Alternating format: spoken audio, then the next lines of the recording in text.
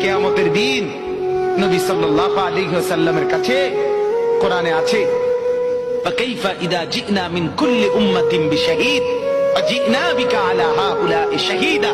নবীকে বলছে আল্লাহ, বন্ধু আপনার উম্মতের প্রত্যেকের আমলনামা আমি আপনার হাতে দেখাবো, আপনার হাতে,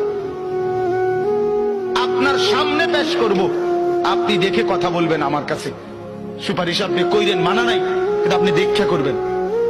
রাসূলুল্লাহ সাল্লাল্লাহু আলাইহি ওয়াসাল্লাম যদি হাসরের ময়দানে এরকম আমলনামা খুলে উল্টায় আর পৃষ্ঠার পর পৃষ্ঠা দেখে ফজর নাই, জোহর নাই, আসর নাই, মাগরিব নাই, ইশা নাই, শনিবার রবিবার, মদ জুয়া, অবৈধ উপার্জন, গান বাদ্য, নাটক, সিনেমা, জিনা, ব্যভিচার, বেহায়া, বেপর্দা সব উল্টায়। আল্লাহর নবী সাল্লাল্লাহু আলাইহি ওয়াসাল্লাম তখন বলবে, উম্মত কি এটা? উম্মত আমার 23 বছরের